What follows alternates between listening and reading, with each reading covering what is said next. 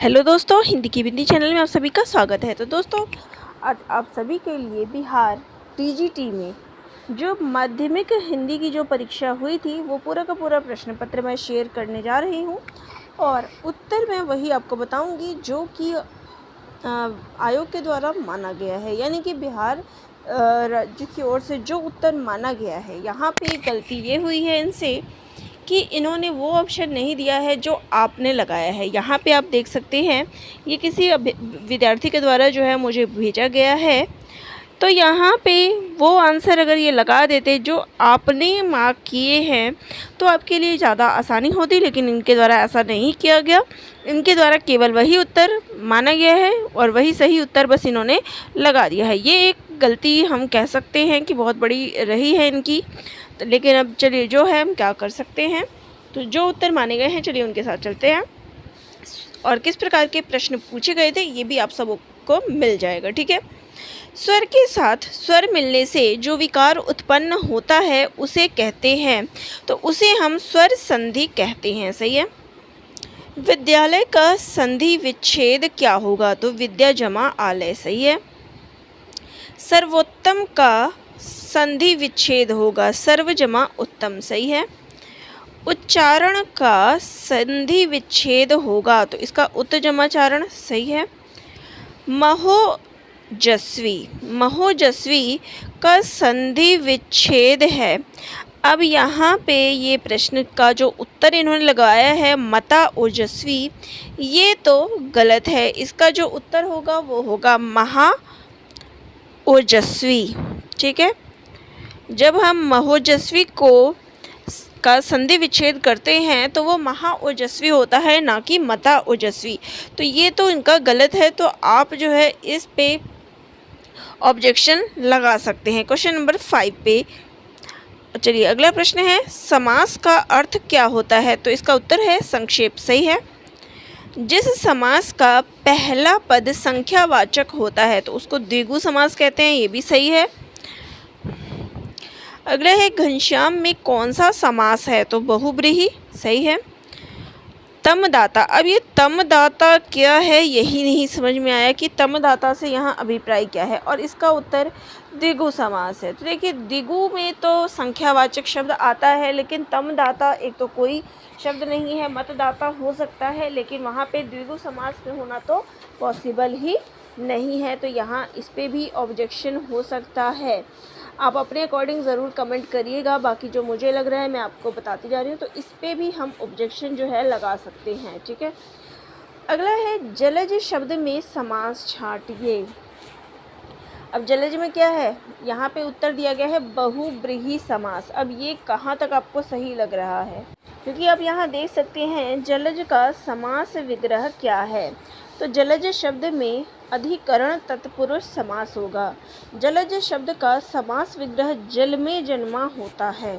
तो जलज समास का जो विग्रह होगा वो होगा जल में जन्मा, और में आ गया है तो यहाँ पे क्या हो गया, तत्पुरुष समास। लेकिन यहाँ जो है वो बहुब्रीहि माना गया है। तो ये आपको कहाँ तक सही लगता है, एक बार कमेंट करके ज़रूर बताइएगा कि इस पर क्या उत्तर होगा। ठीक है। इसके बाद ये गद्यांश दिया हुआ है।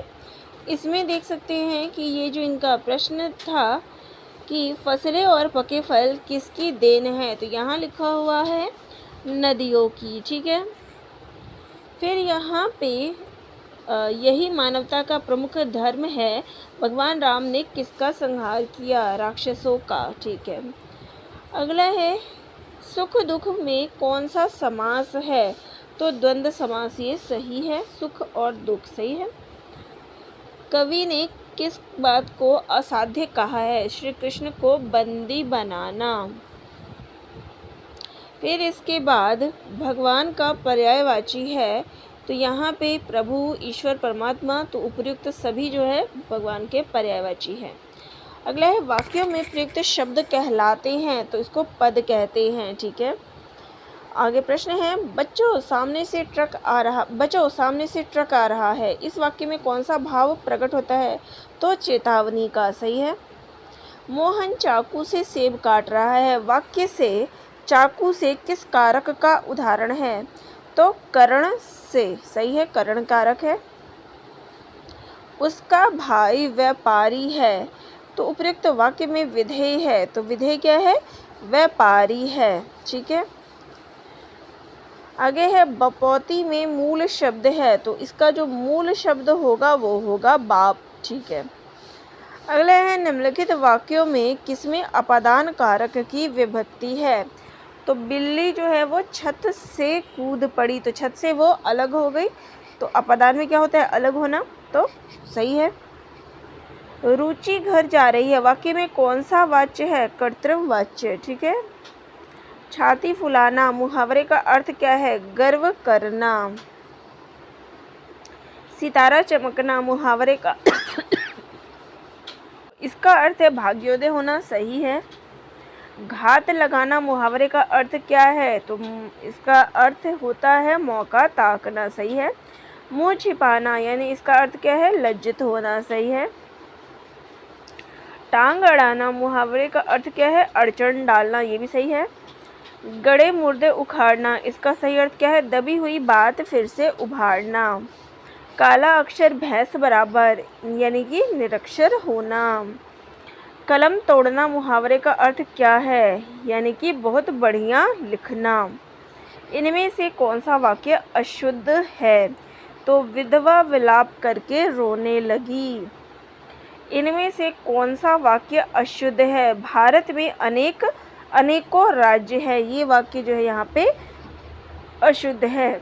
इनमें से कौन सा वाक्य अशुद्ध है, घातक विष सुंदर शोभा बुरी कुवृष्टि। ठीक है, अगला है इनमें से कौन सा वाक्य अशुद्ध है, उसके विरुद्ध मुकदमा चलाया गया।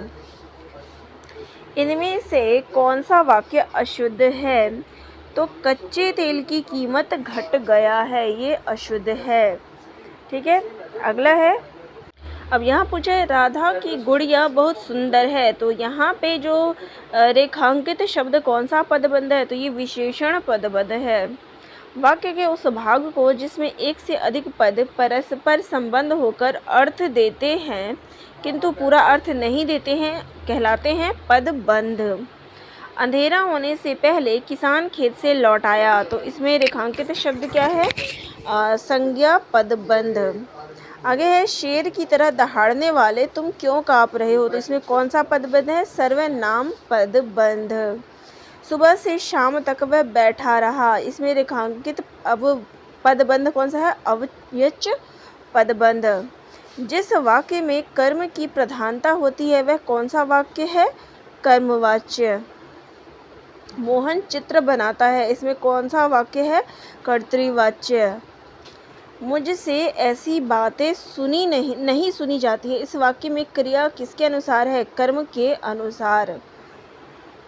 निम्नलिखित में से कौन सा कर्मवाच्य नहीं है, तो पूनम ने अपने बारे में बताया, तो ये कोई उसने कर्म नहीं किया। उसने भोजन कर लिया, वाक्य को कर्मवाच्य में बदलिए, तो उसके द्वारा भोजन कर लिया गया। निम्न में से कौन सा वाक्य शुद्ध है, मैंने अपनी किताब उसी दिन दे दी थी। फिर यहाँ पे शुद्ध वाक्य कौन सा है, मैं गाने का अभ्यास करता हूँ। निम्न में से कौन सा वाक्य शुद्ध है, कृपया आप ही यह बताएं। निम्न में से कौन सा वाक्य शुद्ध है, तालाब में छोटा सा मंदिर है। निम्न में से कौन सा मिश्र वाक्य है, तुम महान हो क्योंकि सच बोलते हो। अगला प्रश्न है शब्द शक्ति के कितने भेद हैं, तो 3 भेद है, अभिधा लक्षण और व्यंजना। शब्द व्यंजक है तो उसके अर्थ कहलाएंगे व्यंग्य। को घाटिये वृषभानुजा वे हलदर के वीर, इसमें कौन सी व्यंजना है, शाब्दी व्यंजना। कौन सी शब्द शक्ति में अन्य अर्थ प्रकट होता है, तो व्यंजना में। दुबला पतला लड़का को जब हमने दारा सिंह कहा, तो यहाँ कौन सी शब्द शक्ति हो गई, व्यंजना। सुमनों की मुस्कान तुम्हारी कौन सा अलंकार है, अर्था अलंकार। काव्य में जहाँ शब्द और अर्थ दोनों के कारण रमणीयता और चमत्कार हो, तो वहाँ कौन सा अलंकार होता है, तो वहाँ पे उभया अलंकार होता है। रहीमन पानी राखिए, बिन पानी सब सून, पानी गए न उबरे, मोती मानुष चून। इस पंक्ति में कौन सा अलंकार है? श्लेष अलंकार। उपमेय में उपमान के संशय से कौन सा अलंकार पैदा होता है? संशय की बात किए तो संदेह अलंकार। बिगड़ी बात बने नहीं, लाख करे किन कोय, रहीमन फाटे दूध को, मथे न माखन होय। तो ये दृष्टांत अलंकार है। खोले जो कीवार, तुमको ही एती बाट, हरि नाम है हमारी, बसी कानन पहाड़ में। तो यहाँ कौन सा अलंकार है? वक्रोक्ति अलंकार। अलंकार में शाब्दिक का क्या अर्थ होता है? तो अलंकार का अर्थ होता है आभूषण। रघुपति राघव राजा राम। तो यहाँ कौन सा अलंकार है? अनुप्रास अलंकार। काली घटा का घमंड घटा, यमक अलंकार। एक म्यान में दो तलवार कभी नहीं रह सकती, दृष्टांत अलंकार। निम्न पंक्ति में कौन सा अलंकार है? उदित उदय गिरि मंच पर, रघुबर बाल पतंग, बिकसे संत सरोज सब, हरसे लोचन भृंग। तो यहाँ पे रूपक अलंकार है। रेशमी कलम से भाग्य लेस लिखने वालों। कौन सा अलंकार है? रूपक अलंकार। रूपक अलंकार है माया दीपक नर पतंग। तो यहाँ पे अगला है कंज कली कलिका लतान सिर सारी। तो यहाँ पे कौन सा अलंकार है? तो रूपक और अनुप्रास। यहाँ पे ए और दोनों अलंकार है। सब प्राणी के मत मनोये पुर, आहा नाच रहा है। कौन सा अलंकार है? तो यहाँ पे रूपक अलंकार है। पियो सो कहेहु संदेश रा, हे भोरा हे काग। तो यहाँ पे कौन सा अलंकार है? उत्प्रेक्षा अलंकार है। बहुत काली सिल जरा से, लाल केसर से। तो यहाँ पे जो है कौन सा अलंकार है? उत्प्रेक्षा अलंकार। झुककर मैंने पूछ लिया, खा गया मानो झटका। तो यहाँ पे कौन सा अलंकार है? उत्प्रेक्षा अलंकार, क्योंकि मानो आ रहा है। फूले है कुमुद फूली, मालती सदद बन, फूली रहे तारे मनो। यहाँ पे भी मनो आ गया, तो क्या हो गया? उत्प्रेक्षा अलंकार हो गया। नित्य ही नहाता शीर सिंधु में, कलाधर है, सुंदर तवावन की समता की इच्छा से। अब यहाँ पे जो इन्होंने अलंकार पूछा है, तो यहाँ पे भी उत्प्रेक्षा माना गया है। बेन सुन्या जबते मधुर, तबते सुनत न बेन। यहाँ कौन सा है? विरोधाभास अलंकार है।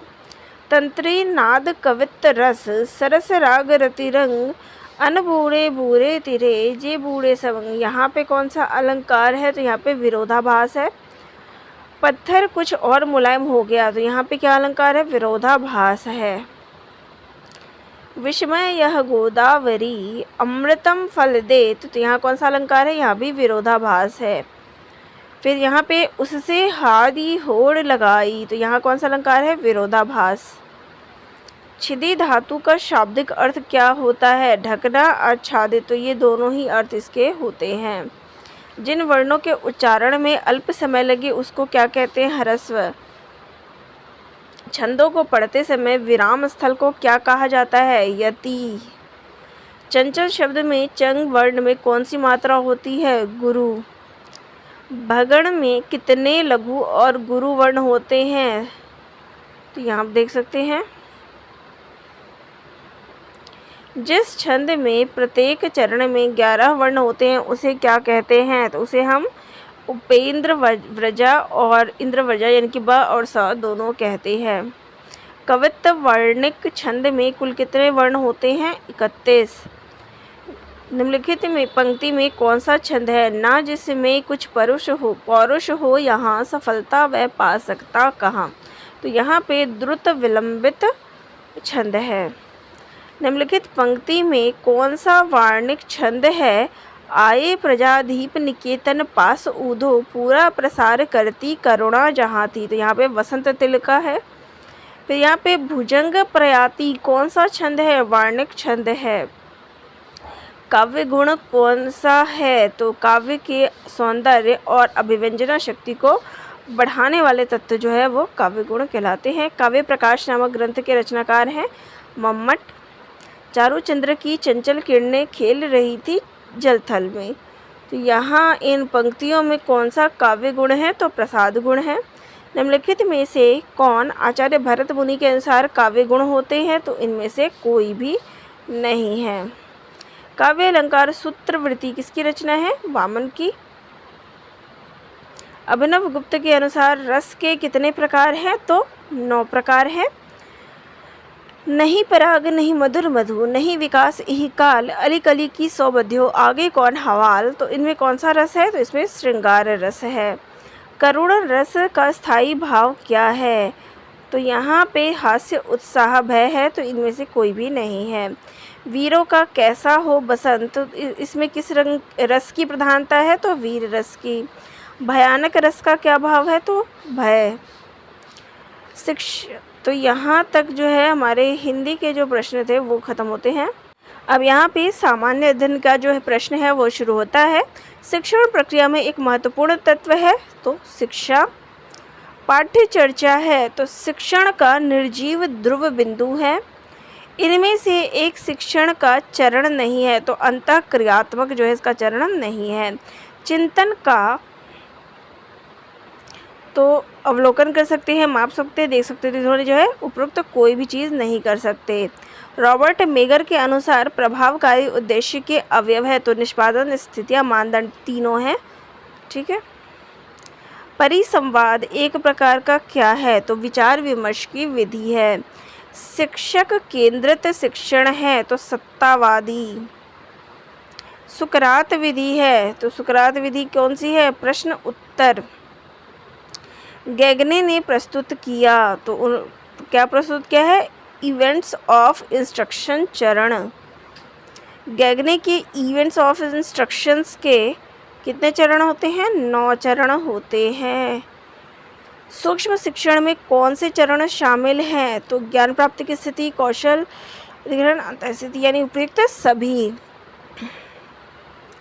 एक शिक्षक द्वारा श्याम पट्ट का सबसे अच्छा उपयोग किया जाता है महत्वपूर्ण और उल्लेखनीय बिंदु को लिखने के लिए। अभिक्रमिक अनुदेशन का विकास किसने किया है? तो स्किनर ने।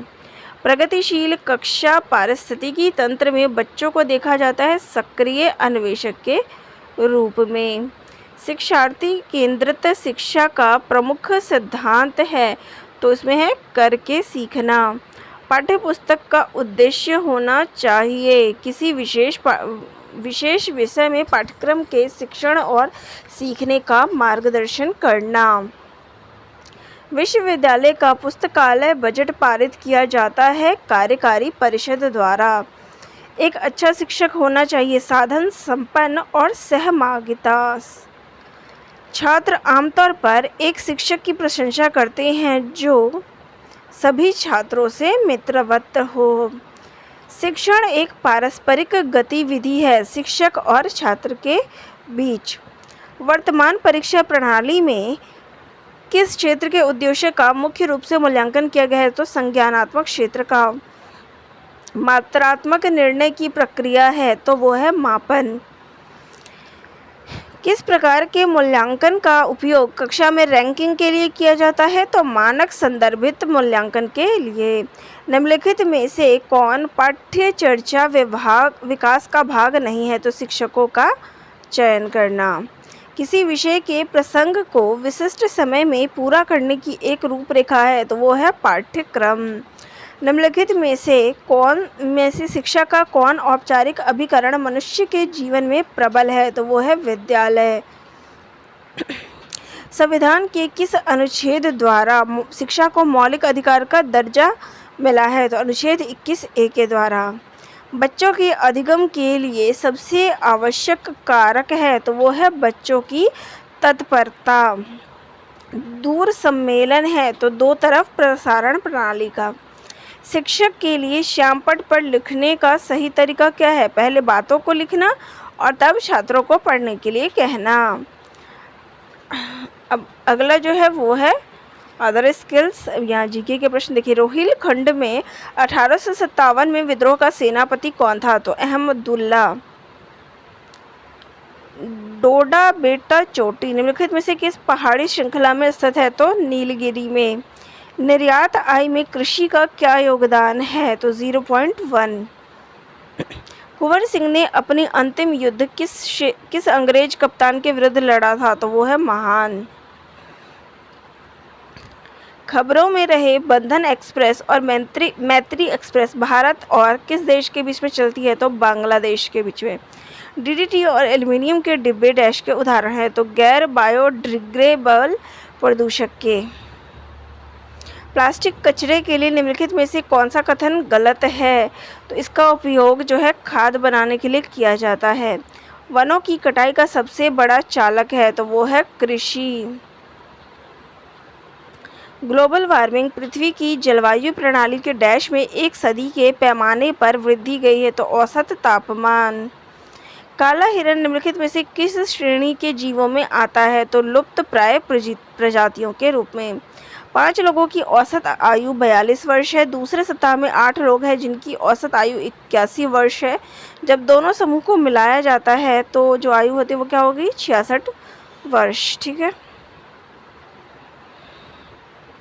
रुपए पर चक्रवृद्धि ब्याज की गणना करें। 16,000 2 साल के लिए 10% जब अर्धवार्षिक रूप से संयोजित हो तो 17,640।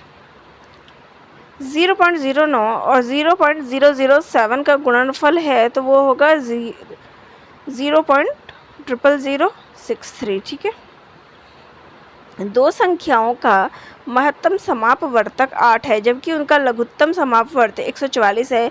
यदि एक संख्या 16 है तो दूसरी संख्या क्या है? तो वो है 72।